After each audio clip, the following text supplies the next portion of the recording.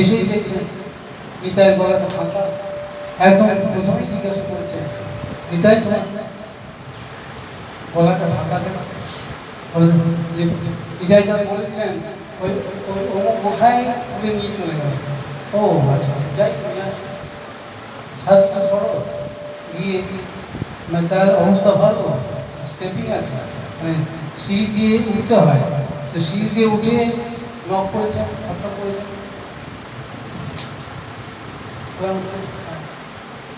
কি বলছো? এই হৃদয়ের গলাটা ফাঁকা করে দিই, হাতটা নিয়ে চলে এসো, দাও হাতটা দাও। কে বলে তোমাকে? আমি হাড় দিয়ে একটু ছিঁড়ে দেয়, এই ছিঁড়ে দেওয়ার সাথে সাথে ওই কয়েকটা স্টেপ ভেঙে পড়ে যায়, ওই পাটা ফ্র্যাকচার হয়ে যায়, আর গোটা নবদ্বীপ একদম ভেঙে চলে এসেছিল। তাহলে তখনই এত পিছিয়ে মেরে দিত সেই গোসাইকে, তো সে তো পালিয়ে গেছে।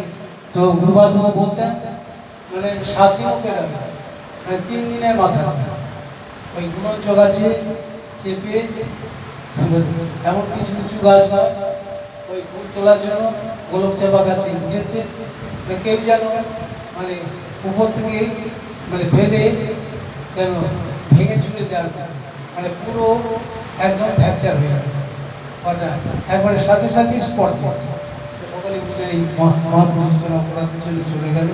তো ওই তখন মানে বিশেষভাবে সব নবদ্বীপের শ্রদ্ধালুজন ভক্তগণ বিশেষ শুশ্রূষা করে, তখন হয়তো অত অর্থোপেডিক অতটা উন্নত অতটা হয়নি।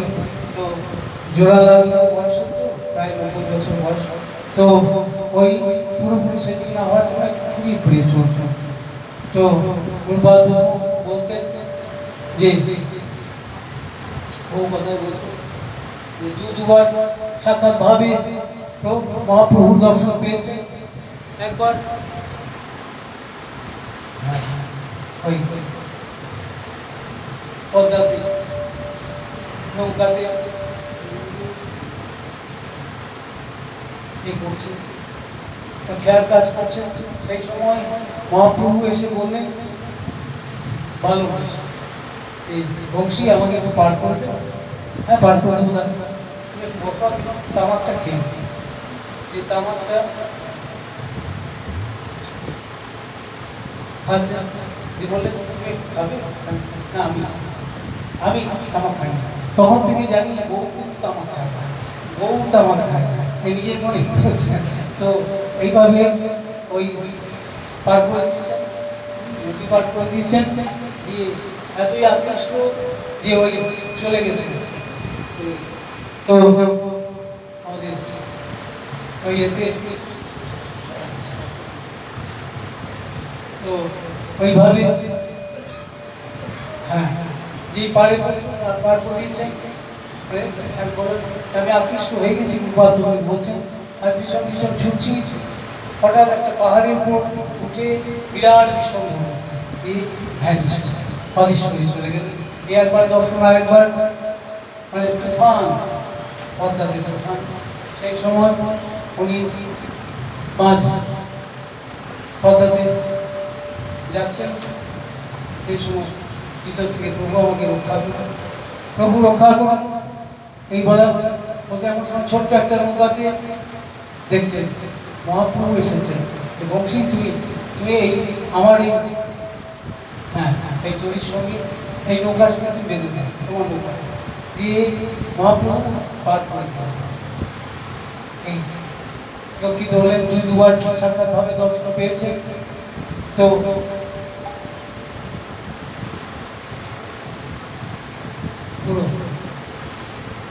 যখন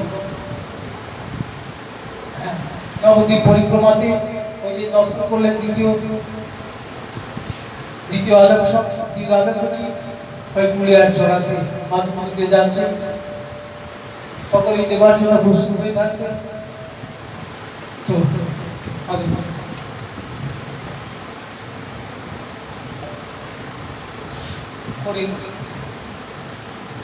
সব দিকে যেতেন, যখন প্রয়োজন হতো যেতেন।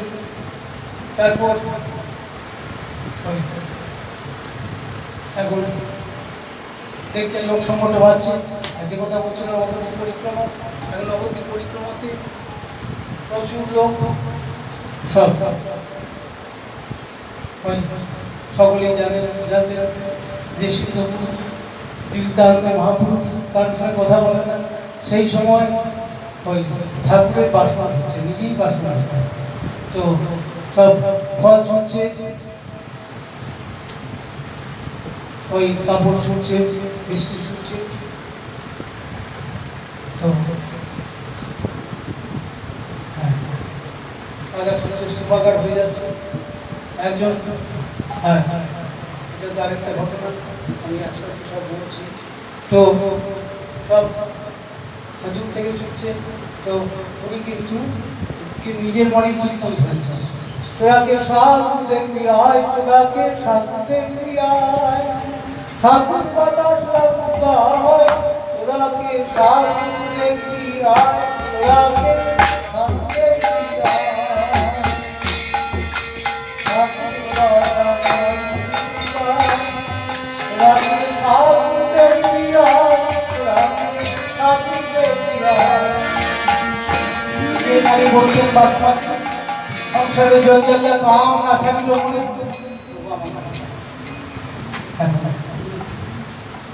এখন আমাকে আবার এই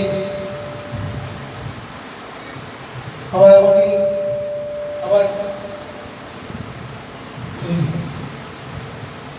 সংসার করে দিচ্ছ। কৃষ্ণের সংসার যদিও তো নিজেই এ করছেন, এখন লোকসঙ্গত বাড়ছে, যাতে লোকে ভণ্ড ভাবে, যাতে লোকে ভণ্ড সাধু ভাবে। এই জন্য নিজেই গল করা লল টেনে ওই তামাক খাওয়া ভাব। তো কলকাতায় বলতেন কলকাতায় তামাক নেই, শুধু ফলস ওই ললটা টানছে, যাতে লোকে দূর থেকে থেকে হ্যাঁ এই তো কৃত্রিম সাধু ভণ্ড সাধু বলে যাতে চলে যায়। এই লোক সমর্থের জন্য মাঝে মাঝে ওই দরজাতে হাঁস চলিয়ে দিতে, ওই অবৈধ হাঁস, মাছি মাছ। তো এখন যারা জানে তারা পরিষ্কার করে আবার আসছে। তো একদিন একজন ওই বেশ কিছু পয়সা দিয়েছে, ছুটি দিয়েছে, আরেকজন এসে সেটা আবার গুছিয়ে রাখছে। হঠাৎ বলে যেখানকার পয়সা সেখানে তো উৎপাদন করি, এখন প্রচুর স্তূপাকার হয়ে গেছে ওই কাপড়, টাকা পয়সা, তারপর ফল মিষ্টি বিভিন্ন রকম। তো উনি তো ভাবাবেশে আছেন, ওই সবসময় প্রভু চিন্তায় নিমগ্ন, প্রভু নামাবেশে নিমগ্ন। তো চোর এসেছে, দেখছেন চোর এলো বস্তাতে করে সব কাপড় টাপড় টাকা পয়সা সব থলি ভর্তি করে নিয়ে চলে গেল। যে নিয়ে চলে গেল, ওই যে কথা বলছিলাম যে পূর্বাশ্রমী ভাগ্নে পূর্ণ নাম, পূর্ণকে ডেকে বললেন, ওরে পূর্ণ পূর্ণ পূর্ণ দেখ দেখ দেখ, সব নিয়ে চলে গেল, সব নিয়ে চলে গেল। দিয়ে পূর্ণ বসে, মামা তুমি একটু আগে দাঁড়িয়ে না, হ্যাঁ ধরতাম আমি আর কোনো কোথায়। দিয়ে দারোগা কালী আছে, সকলেই জানি না যে সাধুরা তো স্বল্প সবই বলতে পারে। তো এসে ধর্ণা দিয়ে বসে আছেন, 3 ঘন্টা ধরে প্রার্থনা করতেন যে জয়হাত করে বাবুজি মহারাজ আপনার কৃপা, আপনার পরম দয়ালু, তো কৃপা করে যদি চোরের নামটা একটু দয়া করে এই বলে যাচ্ছে, রিপিটেডলি বলে যাচ্ছে, 3 ঘন্টা ধরে বলে যাচ্ছে, একটু নামটা যদি বলে দিতে আপনার তো সর্বজন এই বলে যাচ্ছেন একই রিপিটেডলি। হঠাৎ বলে বলে এক মাইয়া দেয় আরেক মাইয়া দেয়, তো হয়েছে উনি আর কোনো কথাই নেই। উনি দারোগা চিন্তা করছেন এদের সামনে আমাদের বসে থাকারও যোগ্যতা, সঙ্গে সঙ্গে প্রণাম বলে হ্যাঁ নিজে কৃপা ভিক্ষা করে বেরিয়ে চলে আসছে। তো এই হচ্ছে বিবেকানন্দ মহাপুরুষ শ্রী বংশীয়াজ মহারাজ। তাই বংশীদার বাবাজি মহারাজের চরণে জানা শ্রী বংশীদার বাবাজি